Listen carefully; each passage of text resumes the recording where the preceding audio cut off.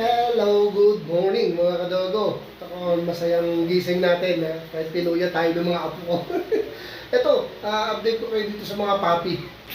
So ito, ang lilikot na nila mga kadogo. Grabe, ang lulusot, ang lalaki ng katawan. Pitbull yata to, hindi yata to. Puro may muscle eh. Ayun, cute. Ito, lakas na kumain na ito. Kumakain na. Noong mga unang araw, wala. Gusto puro pure meat siya eh. Ngayon, nag-dog food na. O minsan rice na may meat. Diba? Ayos to ah. Isang lalaki, dalawang babae. Yun. Ito. Sino ba to? Ito, ano ba to? Babae to. Alright. Napakalulusog nila.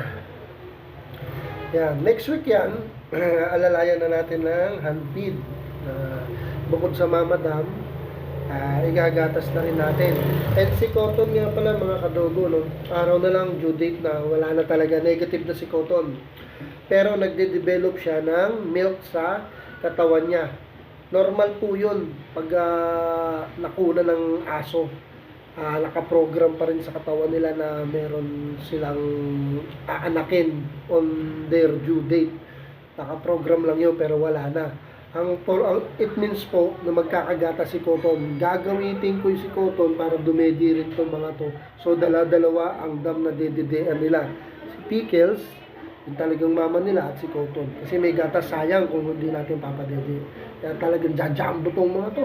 Lalaki talaga to pag nangyari yun. So dalawang mamadam nilang dedidean. Right. So yun, in-update ko lang kayo mga kadogo. Masaya lang talaga ako. Kasi ang lulusog, biglang laki yung mga papi. Healthy talaga. Grabe, ang gaganda. Ang haba ng balayibo, lalo na sa leg, talaga halatang wuli. So okay, good morning, and update na ulit sa susunod. Thanks for watching.